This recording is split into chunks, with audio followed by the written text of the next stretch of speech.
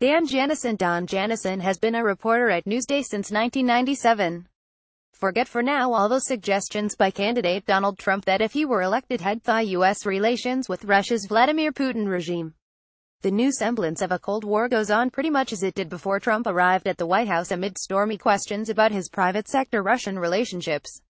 Latest columns: Trump repeatedly signaled while campaigning that he'd hold President Vladimir Putin harmless for his clashes with President Barack Obama and Secretary of State Hillary Clinton. The relationship with Putin is great, and it would be great if I had the position I should have, Trump said in March 2015.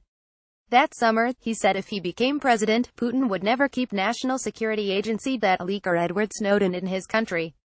He'd get along well with Putin. Nation 6 months, 9 key departures for Trump administration. By October, he hailed Putin's role in Syria as set on destroying ISIS. We're going to have a great relationship, he vowed the following April. Wouldn't it be nice if he actually got along with Russia, Trump said repeatedly through a summer in which he also questioned the nation's NATO obligations. Now, facing multiple probes into his campaign's contacts with well-connected Russians, the president is proving unable or unwilling to make changes he suggested. So on a visit Tuesday to Tbilisi, Vice President Mike Pence, as administration spokesman, denounced Russian aggression and occupation of Georgian territory. Pence took a similar tone in Estonia, another former Soviet republic. Nation Trump's notable tweets: what you need to know back home, Trump is expected any day to sign stepped-up sanctions set by the Goebbels Congress. In response, Putin already has ordered the U.S. to drastically cut its staff in Russia.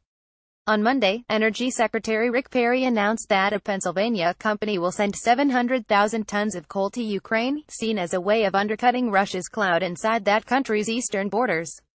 Also, officials on Monday were quoted as saying the Pentagon and the State Department have submitted plans to the White House to supply Ukraine with anti-tank missiles.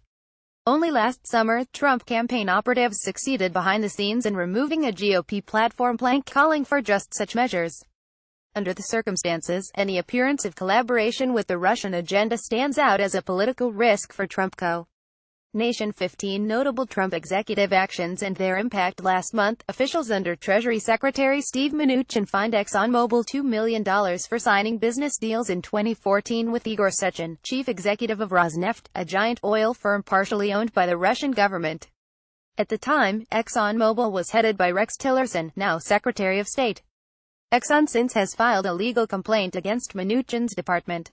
In a speech Monday in Estonia, Pence sounded as if he were answering for Trump's 2016 positions in hindsight, and, to a degree, for the muddle left after Trump met Putin in Europe.